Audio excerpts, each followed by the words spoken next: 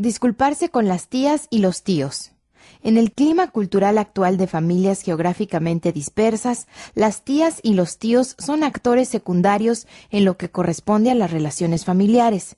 Sin embargo, si hay oportunidades de establecer relaciones con ellos, es de esperar que esas relaciones sean positivas. Si han de ser positivas, quizá le toque a usted disculparse de vez en cuando. Víctor, un amigo de la infancia, me contó cuál fue la expresión más impactante de la aceptación de disculpas que jamás hubiera recibido. Casi 40 años atrás había ofendido a su tía Celia, pero su espíritu cariñoso había dejado una impresión indeleble en él cuando aceptó la disculpa de Víctor y lo perdonó. Durante sus años de adolescencia rebelde, Víctor y un amigo entraron a la casa de su tía Celia para robar. Los muchachos tomaron algo de dinero y de licor, pero Víctor impidió que su amigo se apropiara de algunos elementos personales de su tía, entre ellos un anillo que estaba sobre su tocador. Muchos años después, Víctor tuvo un despertar espiritual y sintió un remordimiento abrumador por sus acciones. Escribió a su tía una carta de confesión y de disculpa, y durante varias semanas llevó la carta consigo sin ponerla en el correo. Realmente detestaba tener que admitir tan terrible error frente a su tía Celia, a quien respetaba enormemente. Finalmente puso la carta en el buzón del correo, pero mientras lo hacía, la carta parecía pegarse a su mano con el peso de todas sus reservas. Pasaron las semanas y finalmente Víctor recibió una sencilla respuesta a su disculpa. Según lo recuerda, esto es lo que escribió su tía Celia. Siempre pensé que había sido tú porque se trataba de alguien que me amaba, alguien que nunca tomaría los objetos que más aprecio. Quiero que sepas que te perdono y que aprecio tu disculpa. Pocas semanas después, Víctor pudo visitar a su tía y su tío, que estaban enfermos. Ellos le aseguraron que lo habían perdonado y estaban agradecidos porque había estado dispuesto a ocuparse de su falta. Víctor actuó justo a tiempo, porque 6 meses después su tía Celia murió. Su disculpa fue liberadora. Víctor me dijo que con frecuencia se había preguntado lo que habría sucedido si su tía hubiera muerto antes de que hubiera podido disculparse. Lo hizo muy feliz no tener que cargar con esto hasta su propia sepultura.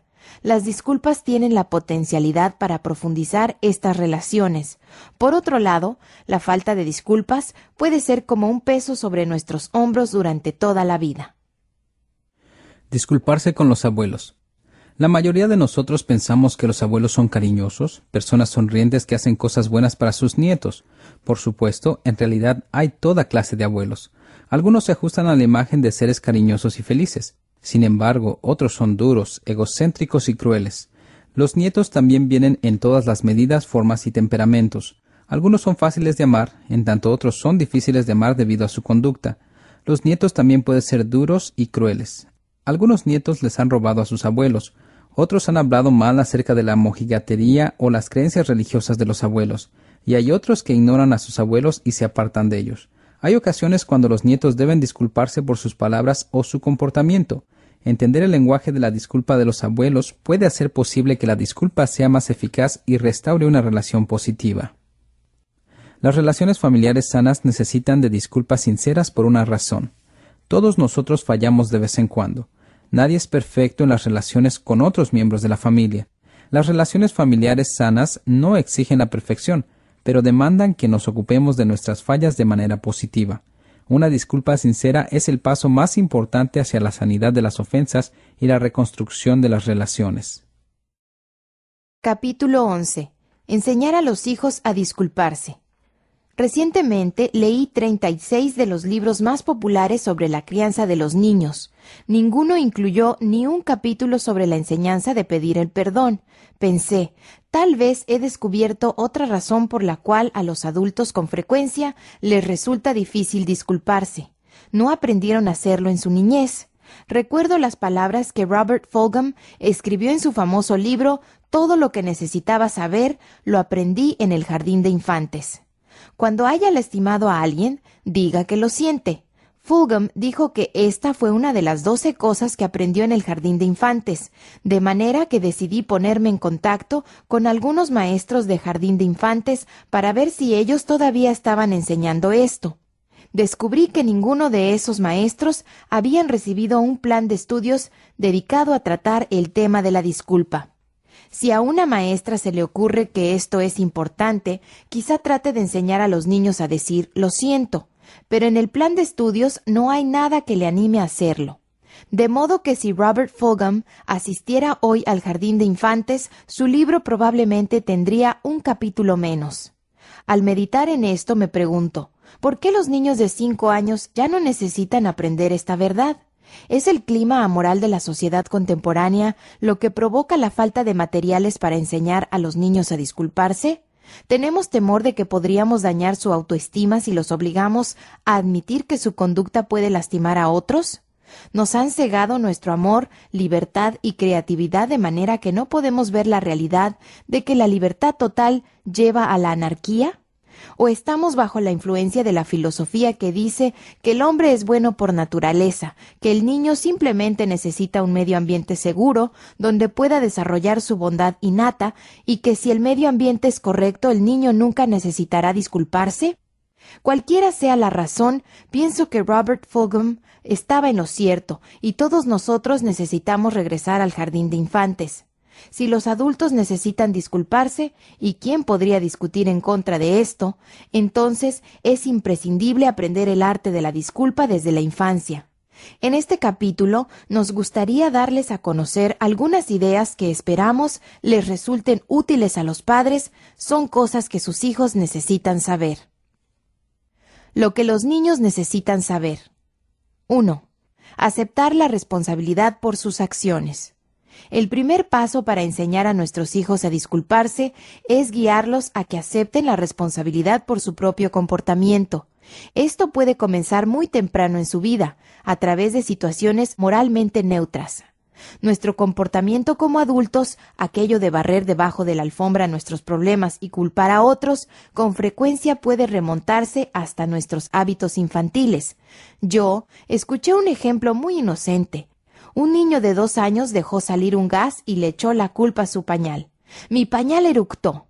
Mi hermana y mi cuñado involuntariamente me recordaron el valor de ayudar a los hijos desde temprana edad a aceptar la responsabilidad por sus acciones. Elizabeth y Bill habían venido a Baltimore a visitarnos. Recuerdo que íbamos juntos en el automóvil. En aquel tiempo, Ana, su hija mayor, solo tenía 2 años. Mientras viajábamos, Ana estudiaba una papa frita que yo le había dado. En un momento la apretó fuertemente entre sus deditos y la papa frita se quebró en 2 pedazos. —¿Se rompió? —exclamó Ana. —No, Ana, tú rompiste la papa frita —le respondió Bill. Ana no se fastidió con esta corrección. —Yo la rompí —dijo rápidamente. Esta pequeña corrección me llamó la atención y la archivé en mi mente como un buen ejemplo de cómo es posible comenzar a enseñarles a los hijos temprana y cariñosamente que deben admitir sus acciones. La papa rota no tiene que ver con la moralidad, pero sí tiene que ver con ayudar a nuestros hijos a aprender que deben aceptar la responsabilidad por su comportamiento. Yo mencioné antes la clásica declaración de nuestro hijo, se cayó solo. Cuando el vaso se hizo trizas contra el suelo, dijo, se cayó solo. Cuando una pared apareció rayada con un lápiz, de nuevo dijo, se rayó sola. Trabajamos minuciosamente durante mucho tiempo hasta que por fin pudo decir, yo arrojé el vaso de la mesa accidentalmente, y yo rayé la pared. Aceptar la responsabilidad por nuestras palabras y acciones es el primer paso en el aprendizaje de la disculpa. Típicamente los niños aceptan con facilidad la responsabilidad por sus acciones positivas. Comí 3 bocados de mis frijoles. ¿Puedo comer el postre? Corrí más rápido que ninguno. La maestra me dio una buena calificación por mi trabajo. Pinté esto en la clase de arte. Todas estas declaraciones asumen la responsabilidad por las buenas acciones que hicieron. Por otra parte, los niños no están tan dispuestos a aceptar la responsabilidad por acciones que no son buenas. ¿Cuándo fue la última vez que usted escuchó a un niño de 3 años admitir algo como esto? Me comí la galleta que mami me dijo que no comiera. O, yo empujé a Nancy por la escalera. Alcanzar este nivel de responsabilidad conlleva mucho más esfuerzo de parte de los padres.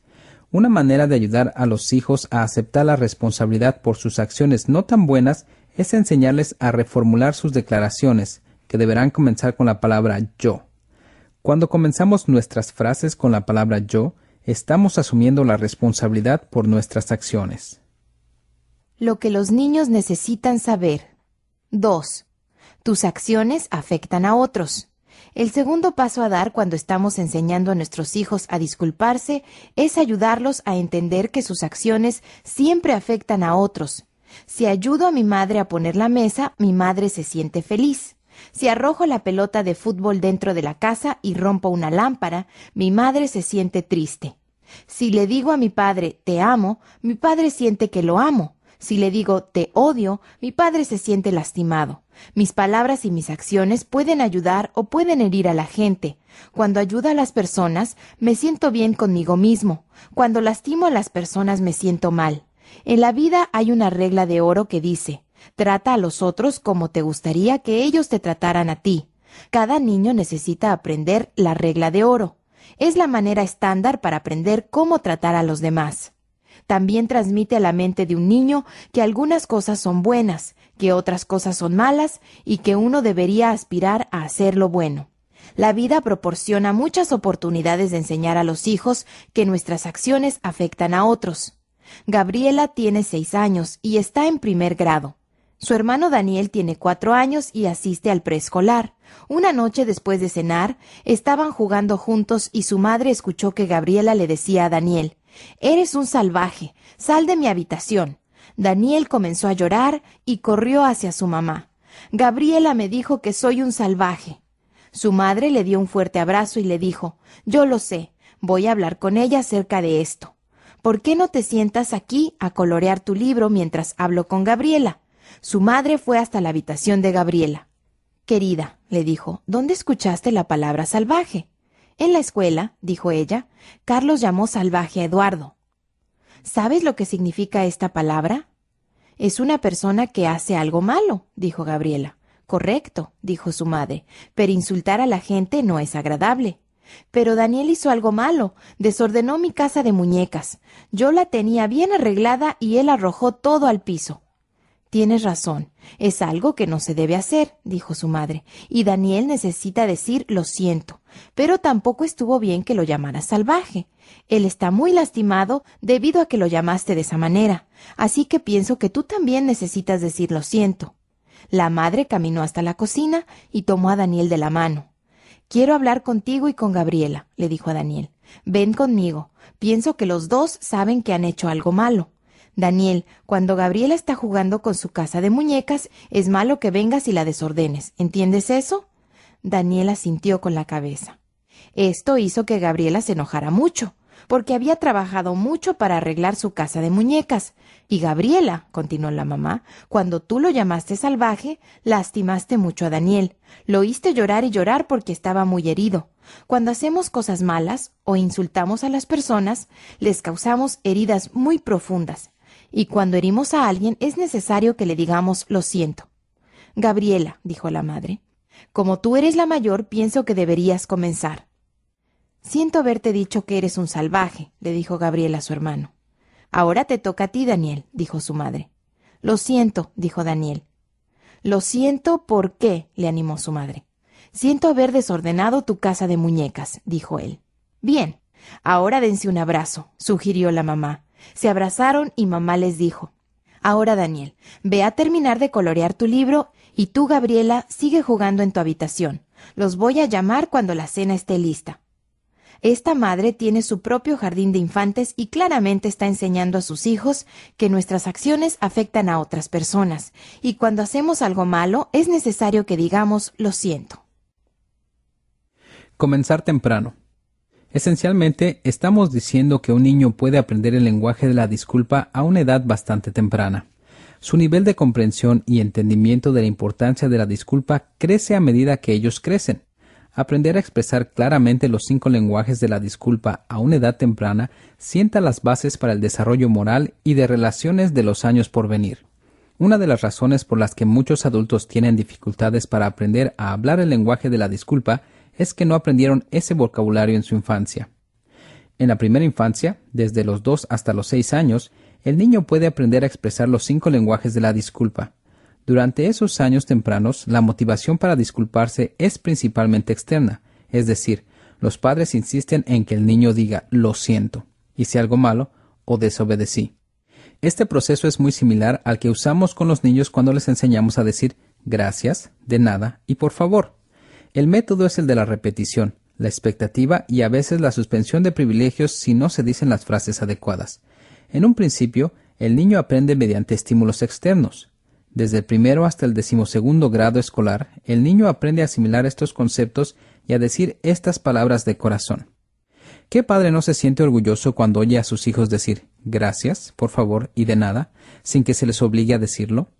De igual manera, los padres saben que sus enseñanzas están dando resultado cuando oyen a un hijo usar uno o más de los lenguajes de la disculpa sin ser obligados por ellos.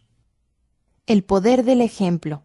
Esto me lleva a observar que el método más poderoso para enseñar a los niños mayores a hablar los lenguajes de la disculpa es el ejemplo de sus padres. Cuando los padres se disculpan ante sus hijos por haber dicho palabras duras o por haberlos tratado injustamente, están enseñando con gran eficacia. Los niños pequeños hacen lo que sus padres dicen, los niños más grandes hacen lo que sus padres hacen. El padre o la madre que razona, no quiero disculparme con mis hijos porque me perderán el respeto, está engañado. El hecho real es que el padre que se disculpa sinceramente con un hijo pequeño ha aumentado su respeto. Papi, estoy orgulloso de ti. Otro método poderoso para enseñar a sus hijos a hablar los lenguajes de la disculpa es hablarles de algún incidente en el que usted se ha disculpado con otros. Recuerdo a un padre que me dijo: tuve un altercado con uno de mis compañeros de trabajo y en un momento de nuestro desacuerdo me enojé y le dije algunas cosas bastante duras. Aquella noche, cuando llegué a casa, me sentí muy mal. Me di cuenta de que había hecho algo malo. Le conté esto a mi esposa y le pedí que orara por mí para que al día siguiente pudiera tener el valor de disculparme. Ella oró y yo también. El viernes de esa misma semana, por la noche, cuando celebrábamos nuestra reunión semanal de familia, le dije a mis 2 hijos todo lo que había hecho, tanto cuando perdí los estribos como cuando me disculpé. Al terminar, mi hijo de 10 años me miró y me dijo: «Papi, estoy orgulloso de ti. La mayoría de los hombres no vuelven atrás ni se disculpan». «Gracias, Jonathan», le dije. Tengo que admitir que me resultó muy difícil disculparme, pero sabía que debía hacerlo. Más tarde, mi esposa y yo hablamos acerca de lo contentos que estábamos debido a que yo había decidido hablarles de esto a los niños. Nos dimos cuenta de que nuestros hijos recibieron un efecto positivo. Es mi deseo que cada padre tenga la sabiduría y la valentía para seguir el ejemplo de este hombre. Si los padres aprenden a disculparse entre ellos, con sus hijos y con otras personas, los niños también aprenderán a hablar los lenguajes de la disculpa. Imagínense el efecto que esto produciría en nuestra cultura si la práctica de la disculpa se generalizara. Capítulo 12. Disculparse en las relaciones románticas. Las citas románticas han sido consideradas el deporte favorito entre los adultos solteros. ¿Con quién estás saliendo? Es una pregunta común en las reuniones de los solteros. No importa lo que digamos acerca de las citas románticas, es un deporte de relaciones. En la mayoría de los deportes, el énfasis está en ganar, lo cual significa que otra persona debe perder. Sin embargo, en las citas románticas, el objetivo es que ambos disfrutemos de la experiencia, que ambos seamos ganadores. Cuando esto no ocurre, la relación tiene poca duración. Algo de lo que muchas parejas no se dan cuenta y raramente tratan mientras salen, es que las disculpas son también un indicador de la salud de una relación. En las relaciones saludables, la persona que comete una ofensa se disculpa sinceramente.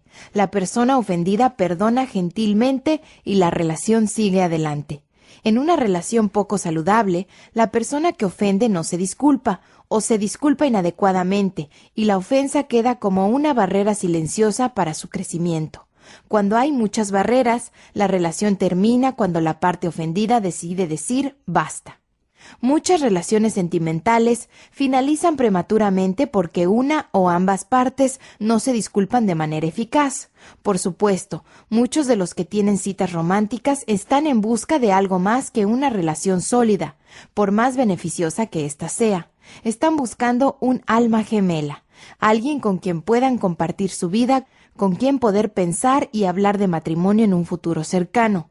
Si bien el propósito de las salidas románticas va más allá de buscar una pareja, prácticamente nadie en la sociedad occidental se casa sin antes haber pasado por el noviazgo. ¿Cómo ir más allá de los sentimientos? La gran pregunta al decir casarse con otra persona parece ser, ¿estamos enamorados realmente? La premisa es que, si en verdad nos amamos, entonces el matrimonio nos dará la felicidad que buscamos.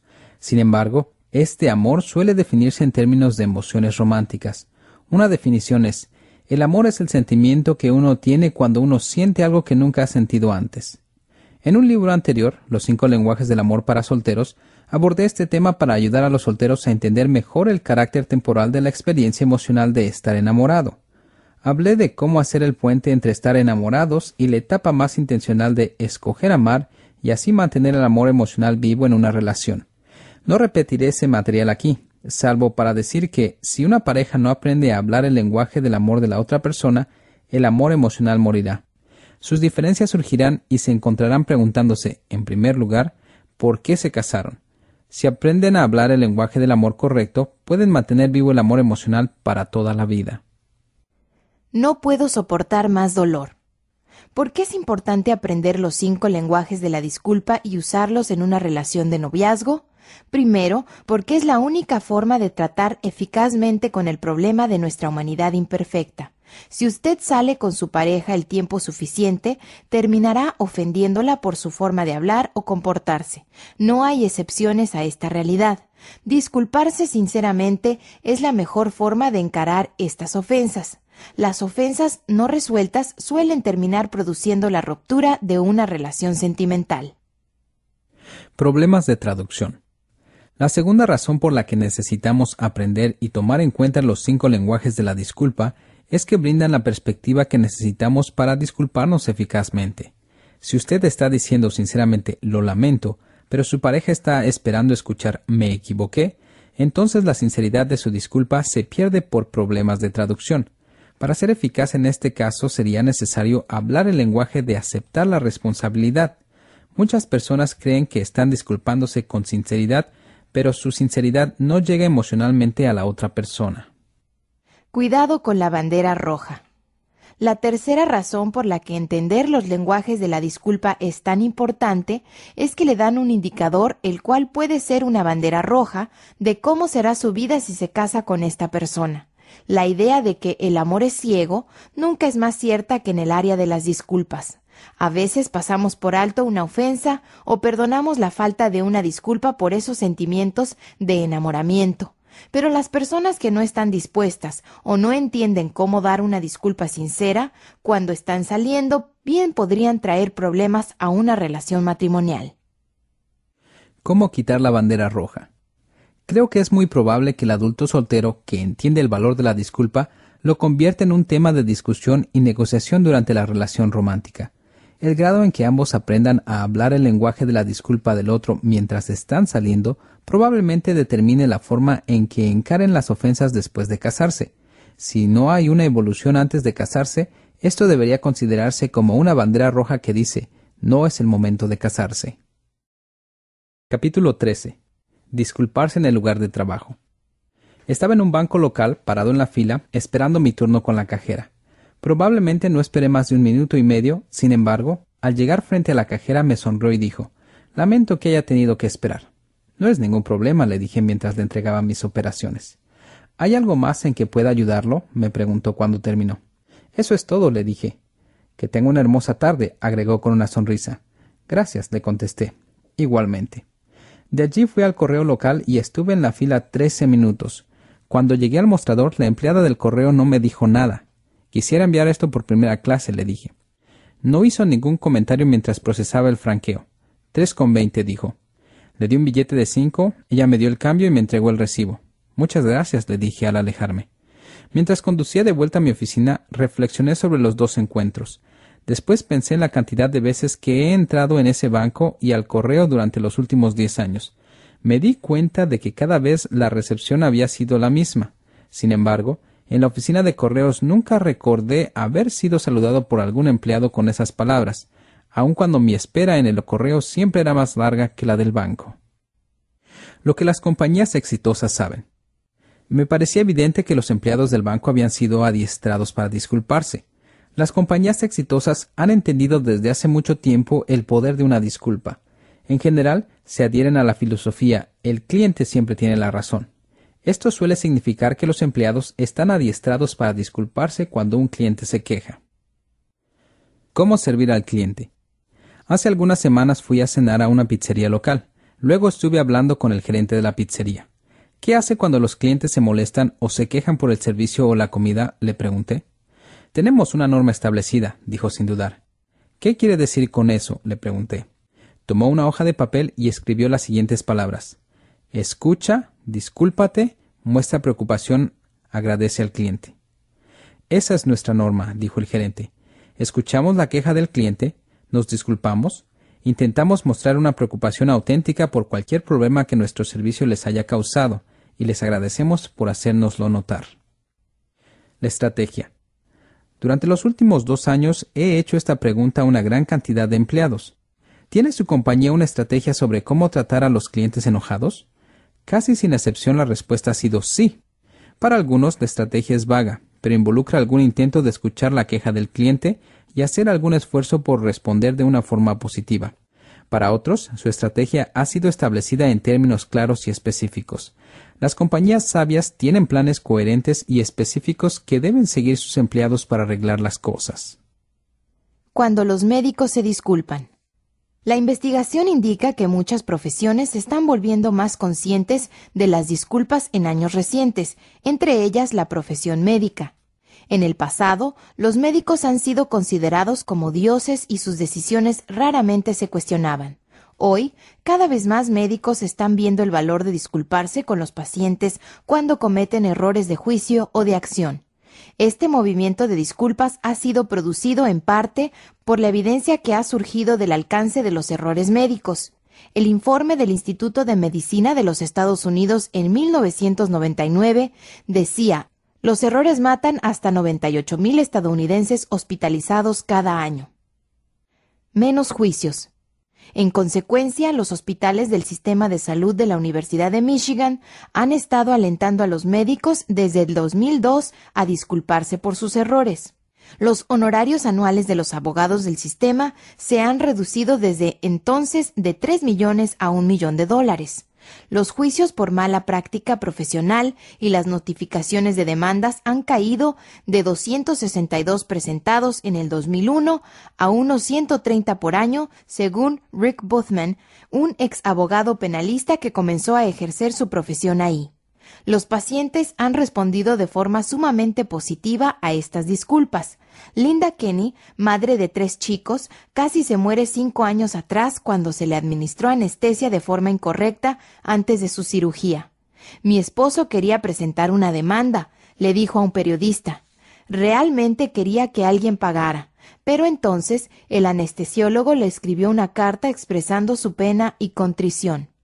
El doctor Rick Van Pelt escribió: cada vez que usted quiera hablar, yo estaré a su disposición. Aquí tiene el teléfono de mi casa y el número de mi localizador. Al principio ella pensó que solo estaba tratando de cubrirse, pero no. Rick no se ocultó. Se reunió conmigo en mi ciudad. Se volvió completamente vulnerable. No solo se disculpó, sino que también reconoció lo emotivo que había resultado el suceso para él, para su familia y para mí. Linda Kenny consideró que su disculpa era genuina y luego desistió de su plan de presentar una demanda. Posteriormente, el Dr. Van Pelt se asoció con ella para fundar una organización que ayuda a afrontar las secuelas que dejan en las personas los errores médicos y quirúrgicos que han sufrido. La necesidad de disculparnos con nuestros compañeros de trabajo. Si bien muchas compañías y profesiones han visto el valor de disculparse ante los usuarios y clientes, hemos descubierto que pocas compañías han hecho algún esfuerzo para adiestrar a sus empleados acerca del valor de disculparse entre ellos. No descubrimos ni una sola empresa que tuviera, como parte de su programa de capacitación, algún énfasis sobre cómo disculparse eficazmente con los compañeros de trabajo.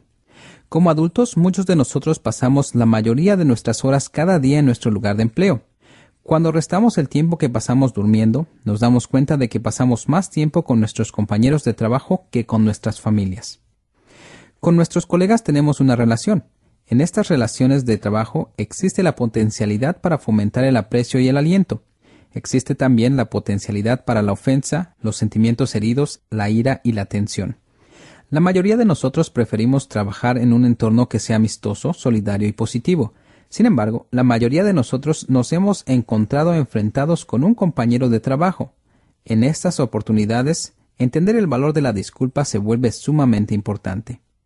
Si bien el interés en la disculpa en el lugar de trabajo está creciendo, existe la comprensión de que la disculpa no es tan fácil como parece. La mayoría de las personas solo tienen una idea limitada de lo que significa disculparse. Un excelente proyecto para el lugar de trabajo. Si usted es supervisor o gerente de un lugar de trabajo, puede ayudar de la siguiente manera.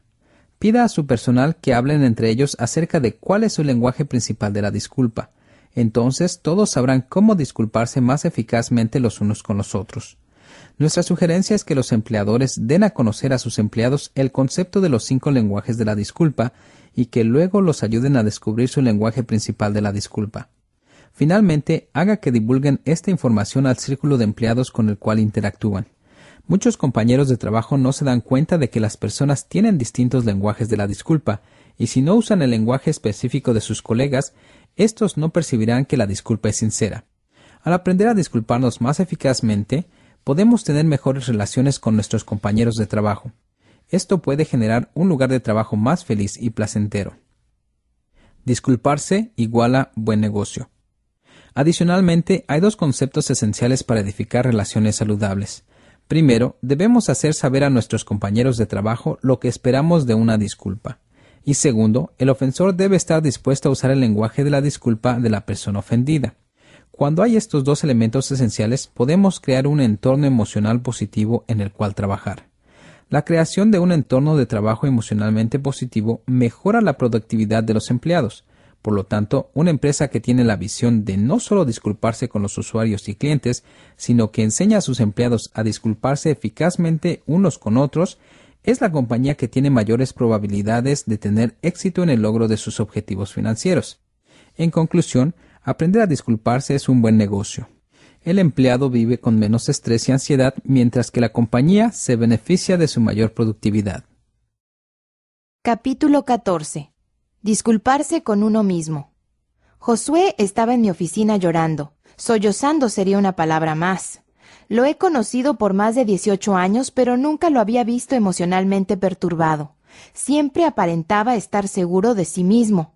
Era un buen alumno, jugador estrella de fútbol americano y había estado activo en el programa juvenil de la iglesia.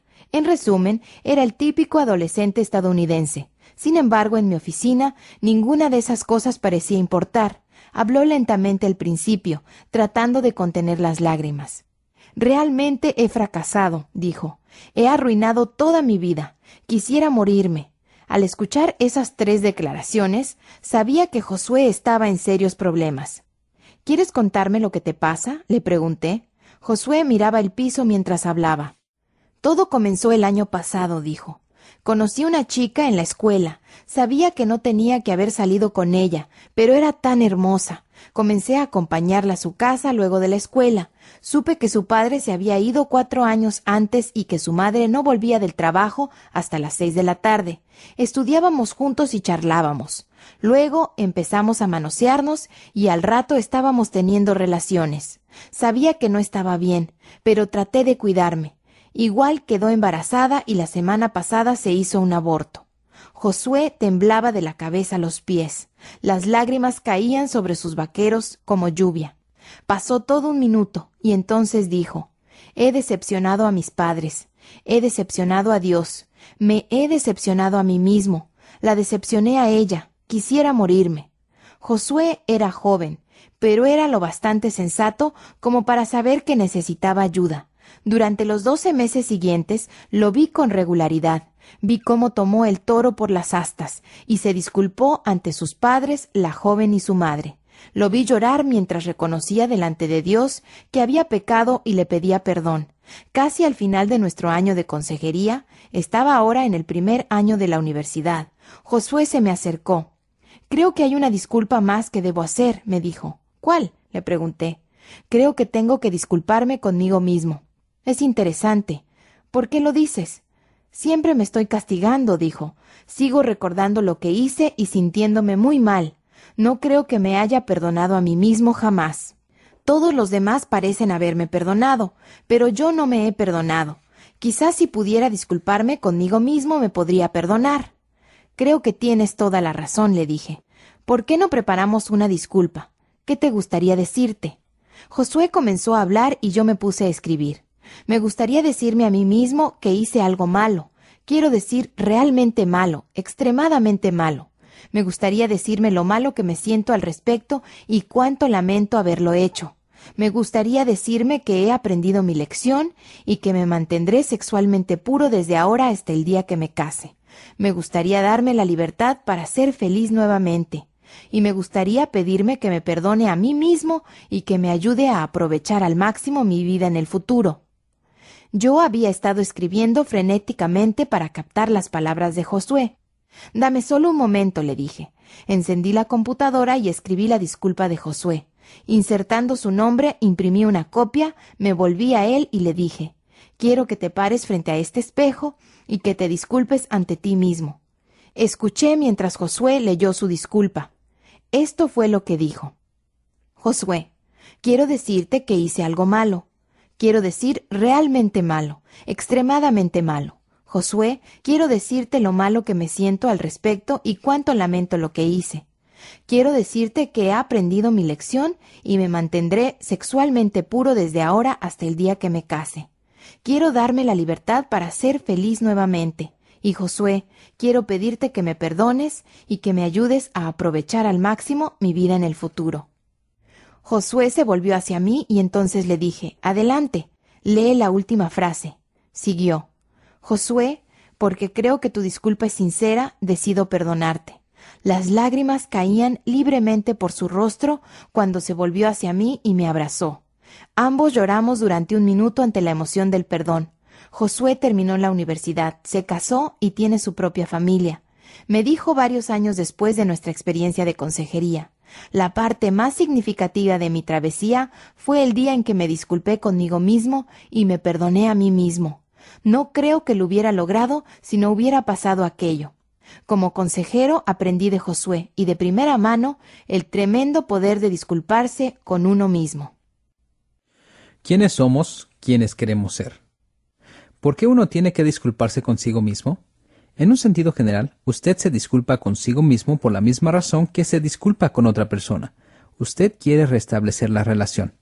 Cuando uno se disculpa con otra persona, usted espera que la disculpa quite la barrera entre ambos para que su relación siga creciendo. Cuando usted se disculpa consigo mismo, está buscando quitar el desequilibrio emocional entre la persona que usted quiere ser, el yo ideal, y la persona que usted es, el yo real. Cuanto mayor es la distancia entre el yo ideal y el yo real, mayor es la intensidad de la confusión emocional interna. Estar en paz consigo mismo ocurre cuando quitamos la distancia entre el yo ideal y el yo real. Disculparse consigo mismo y experimentar el perdón posterior sirve para quitar esa distancia. Nuestras fallas morales. A veces la ansiedad emocional procede de percibir que no podemos cumplir con nuestras propias normas morales. Este era el caso de Josué. Él se había prometido a sí mismo que nunca estaría sexualmente activo hasta el matrimonio. Sabía que no era una norma moral aceptada por todos los adolescentes, pero para él era un tema espiritual. Creía que esta era la norma de Dios y quería seguirla. Cuando violó conscientemente sus propias normas morales, se vio invadido por la ansiedad y la culpa. Para él, la distancia entre el yo ideal y el yo real era enorme. Sus disculpas a los demás habían servido para sanar relaciones, pero hasta que no se disculpó consigo mismo, no encontró la paz interior. Las fallas morales ocurren en muchos frentes. Nicolás tenía 45 años y 2 hijos. Había enseñado a sus hijos desde temprana edad a decir la verdad. La integridad tenía un alto valor moral para él y quería que sus hijos aprendieran a decir la verdad. Un año, cuando estaba completando su declaración de impuestos federales, exageró la verdad para obtener una deducción mayor. En ese momento parecía algo pequeño y de poca importancia. Pero a la semana Nicolás tenía fuertes dudas acerca de lo que había hecho. Recién cuando completó una enmienda de la declaración de impuestos, se disculpó, se perdonó a sí mismo y volvió a un estado de equilibrio emocional. Mentir, robar, hacer trampa y la inmoralidad sexual son todos ejemplos de normas morales quebrantadas que pueden conducir a la culpa y a la ansiedad. Si bien disculparse con los demás puede sanar las relaciones humanas, la autodisculpa y el autoperdón quitan la ansiedad y restablecen la tranquilidad mental. Cuando sentimos que hemos hecho algo malo, se daña nuestra visión de nosotros mismos, aun cuando nuestro mal comportamiento podría no ser inmoral o muy significativo. Pensábamos que éramos más maduros y nos castigamos. ¿De la ansiedad a la depresión? Otra razón para disculparse consigo mismo es que uno puede temer las consecuencias si continúa echándose en cara esta ofensa. Usted ha convivido con la ansiedad emocional desde que ocurrió la ofensa y teme que esté cayendo en una depresión. Es en este punto que algunas personas se vuelven a los medicamentos para tratar los sentimientos de depresión en vez de enfrentar el hecho que estimuló sus sentimientos. El uso de medicamentos puede ser sumamente útil para personas que han estado deprimidas durante largos periodos de tiempo o que están deprimidas debido a un desequilibrio químico en su cerebro, depresión clínica. Sin embargo, gran parte de la depresión puede evitarse si las personas aprendieran a disculparse con ellas mismas. Superar el fracaso y avanzar hacia el futuro. Otra razón para disculparse consigo mismo es permitirle volver al camino de alcanzar las metas que se ha fijado en la vida. David es un empresario con grandes aspiraciones que le respondió imprudentemente a otro empresario de la ciudad. Me dijo: «Siento como si me hubiera disparado en el pie. Me disculpé con la persona involucrada y creo que me ha perdonado, pero temo que lo que hice afectará mi negocio durante un largo tiempo. Me está costando sacármelo de encima y motivarme para seguir adelante. Hasta pensé mudarme a otra ciudad y comenzar de nuevo». David está luchando con una intensa ansiedad por el asunto y está afectando la forma de operar su negocio. Necesita disculparse consigo mismo para poder concentrarse en el futuro y no en las fallas del pasado. Cuando usted se ve invadido de ansiedad por una falla del pasado, la respuesta no es tratar de olvidarlo. Cuanto más trata de olvidarlo, más crece en su mente.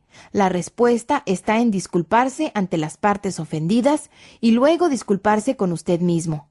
Lamentablemente, la disparidad entre el yo ideal y el yo real es lo que lleva a muchas personas al alcohol y a la droga. Es un intento inconsciente de aliviar la ansiedad. La realidad es que estos intentos nunca mejoran las cosas. En general, cuando las personas están bajo la influencia del alcohol o la droga, toman más decisiones imprudentes que crean más ansiedad. Si continúan con este patrón, podrían volverse adictos al alcohol o a la droga, lo cual se vuelve un problema en sí mismo y crea todo un conjunto de problemas que produzcan más ansiedad. Formas de tratar con el enojo con uno mismo. Cuando no cumplimos con las expectativas de nuestro yo ideal, lo que ocurre dentro de nosotros es lo mismo que ocurre dentro de otros cuando los ofendemos, nos enojamos. El enojo se vuelve hacia el yo. Ignorar el enojo con uno mismo no resuelve el problema. El enojo debe ser procesado de una forma positiva. Las formas incorrectas: la explosión y la implosión. Dos formas negativas de procesar el enojo con uno mismo son la explosión y la implosión. Cuando explotamos con enojo, creamos más heridas e ira en otras personas, lo cual daña nuestras relaciones. Cuando implotamos, expresamos nuestro enojo hacia nosotros mismos. Esto puede asumir la forma de recriminarse mentalmente: soy un estúpido, soy tonto, nunca haré las cosas bien, nunca llegaré a nada. Estas son actitudes de enojo implosivo. El enojo con uno mismo que se expresa mediante la explosión o la implosión nunca mejorará la situación. La forma correcta. La forma positiva de procesar el enojo incluye 3 pasos. Primero, reconozca ante usted mismo que lo que hizo no fue prudente, estuvo mal o fue dañino para otra persona y para usted. Segundo, discúlpese ante las personas que ha ofendido, esperando que ellas lo perdonen. Tercero, discúlpese conscientemente ante usted y escoja perdonarse. ¿Cómo me disculpo conmigo mismo? Disculparse con uno mismo requiere que hable consigo mismo. Quizás haya escuchado a alguno decir: hablar con uno mismo es una señal de enfermedad mental. Incorrecto. Las personas mentalmente saludables siempre hablan con ellas mismas, alentándose, aconsejándose y cuestionándose. Parte de estas palabras se pronuncian en voz alta, y gran parte se hace mental y silenciosamente. Cuando se trata de disculparse con uno mismo, lo aliento a que sea en voz alta. Si sabe cuál es su lenguaje principal de la disculpa, entonces concéntrese en hablar ese lenguaje, pero incluya los otros 4 lenguajes para lograr un mérito emocional adicional. Anímese y escriba su declaración de autodisculpa. Luego de escribirla, lo alentamos a pararse frente al espejo, mirarse a los ojos y disculparse en voz alta ante usted mismo. Creemos que disculparse consigo mismo es un paso importante en el proceso de restablecer la paz con uno mismo. ¿Qué significa perdonarse a uno mismo? Perdonarse a uno mismo se parece mucho a perdonar a alguien que lo ha ofendido. Perdonar a otra persona significa que usted escoge no tener ninguna ofensa en su contra. Usted la aceptará de vuelta en su vida y buscará continuar edificando su relación con ella. Su ofensa ya no es un obstáculo en su relación. Si una pared fuera el símbolo de la ofensa contra usted, el perdón derriba esa pared. El perdón permite que ustedes dos se vuelvan a comunicar buscando el entendimiento. Libera la potencialidad para trabajar juntos como un equipo. Lo mismo ocurre cuando usted se perdona a sí mismo. En su esencia, el autoperdón es una elección. Nos duele lo que hemos hecho mal, deseamos no haber cometido la ofensa, la realidad es que la hemos cometido. Nos hemos disculpado con otras partes involucradas si nuestra ofensa fue contra otros. Quizás hayamos pedido el perdón de Dios. También nos hemos disculpado con nosotros mismos. Ahora es el momento de perdonarnos. Escoger perdonarse a uno mismo quita la distancia entre el yo ideal y el yo real. Al perdonarnos, estamos afirmando nuestros altos ideales. Estamos reconociendo nuestras fallas y afirmando el compromiso con nuestros ideales. Así como usted escribió su declaración de autodisculpa, lo alentamos a escribir su declaración de autoperdón. Luego de escribir su declaración de autoperdón, lo alentamos a pararse de nuevo frente al espejo, mirarse a los ojos y perdonarse en forma audible. Como ocurre cuando perdonamos a otros, este autoperdón no quita todo el dolor o los recuerdos de su falla, ni tampoco quita necesariamente todos los resultados de su falla. Lo que hace el perdón es liberarlo de la esclavitud de sus fallas del pasado y le da la libertad para aprovechar al máximo el futuro. ¿Cómo aprender de sus fallas? Ahora usted está en posición de cambiar el curso de su vida. A veces la gente comete el error de tratar de no volver a pensar en la falla. El hecho es que podemos aprender mucho de nuestras fallas. Pregúntese, ¿cuáles son los factores que me llevaron a la ofensa? Esas son las cosas que necesita cambiar. Por ejemplo, si usted cayó en el abuso del alcohol o de las drogas, podría ser que usted se colocó en una situación que fomentaba la bebida o el uso de drogas. En el futuro, no debe permitir que ocurra esto. Si su falla fue la inmoralidad sexual, entonces debe alejarse del ambiente que podría alentarlo a repetir esa falla. Además de aprender de las fallas del pasado, usted está ahora en una posición para dar 2 pasos positivos para que su futuro sea más brillante. Esto podría involucrar la lectura de libros, asistir a seminarios, hablar con amigos o consejería. Esta es la clase de pasos que le dan nueva información y perspectivas con las cuales usted podrá dirigir su futuro. Disculparse consigo mismo y escoger perdonarse le permite la posibilidad de un futuro que es mucho más brillante que el que haya soñado jamás. Capítulo 15. ¿Qué sucedería si todos aprendiéramos a disculparnos con eficacia? Cuando nuestra nieta Debbie Grace tenía 5 años, sus padres le permitieron pasar una semana especial con sus abuelos.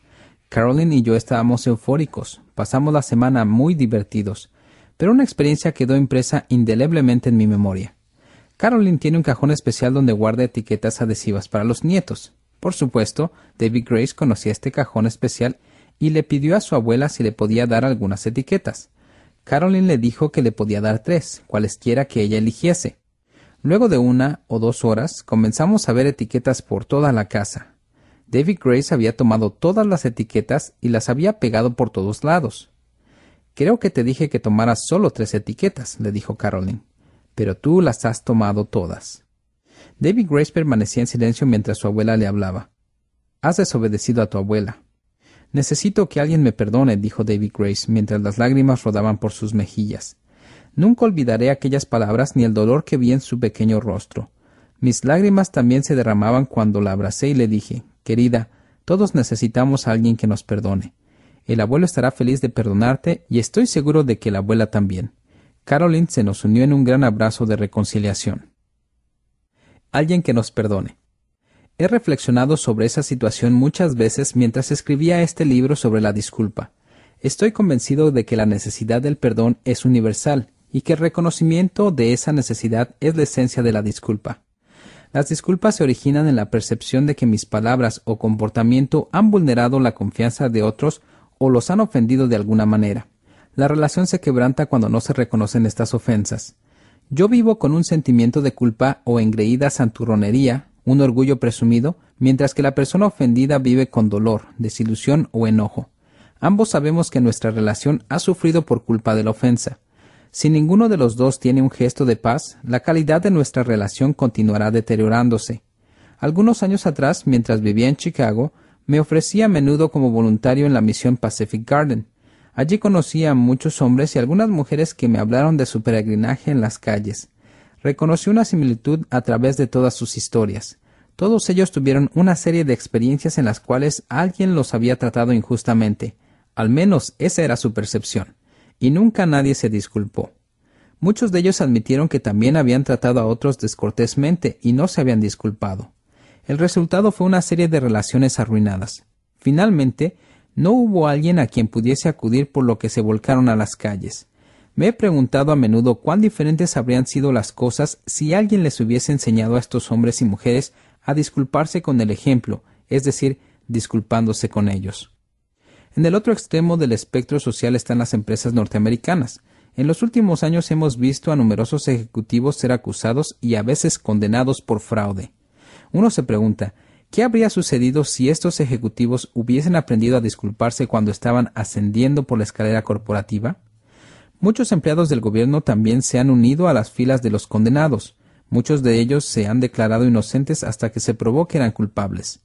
Cuando se han pedido disculpas, se han presentado en términos muy confusos y a menudo sirviendo a los intereses del ofensor. En el caso de los ejecutivos públicos y del gobierno, la renuencia a pedir disculpas puede originarse en el temor de que la disculpa puede ser usada en su contra. Razonan así. Es mejor quedarse en silencio y conservar el puesto que disculparse y perderlo todo. Muchos nunca han entendido que hay muchas cosas en la vida que son más importantes que el poder y el dinero.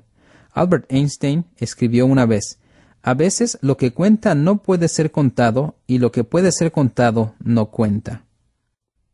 Romper los patrones de nuestra cultura. Para el hombre y la mujer común, la renuncia a pedir disculpas está arraigada en los patrones culturales que han observado y han incorporado en su interior durante su crecimiento. De ese modo, tal como lo abordáramos anteriormente, algunos culpan inmediatamente a otros por sus propias fallas. Otros, poniendo cara de piedra, niegan cualquier ofensa que hayan cometido. No obstante, otros se disculpan rápida y débilmente, esperando dejar atrás el asunto. Sin embargo, un número creciente de personas está aprendiendo a desacelerar y tomarse el tiempo para disculparse sinceramente. Ellos son los fuertes, son los héroes, aquellos con quienes da placer relacionarse, aquellos en quien la gente confía. Si las disculpas fuesen una forma de vida.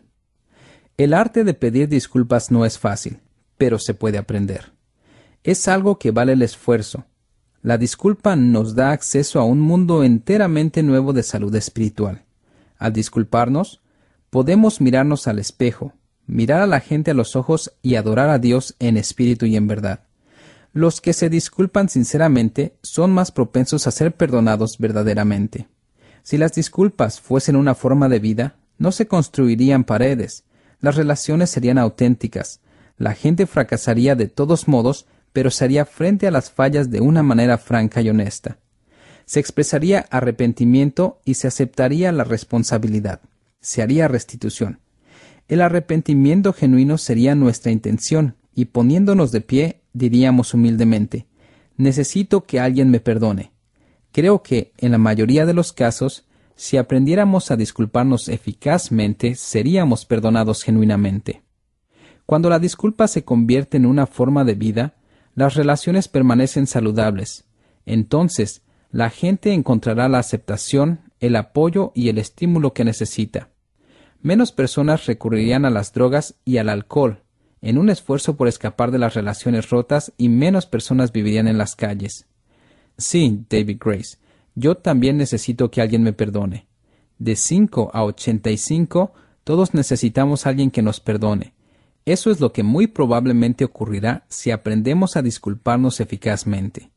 Que este libro pueda movilizarnos a todos a operar en modo de disculpa, que podamos reconocer y vencer nuestra tendencia de culpar a otros, de negar u ofrecer una rápida y débil disculpa sin enfrentarnos realmente con la ofensa. Al concluir este audio, quizá quiera unirse a nosotros en esta oración. Padre, dame la actitud de David Grace. Necesito que alguien me perdone, y enséñame cómo pedir disculpas eficazmente. Amén.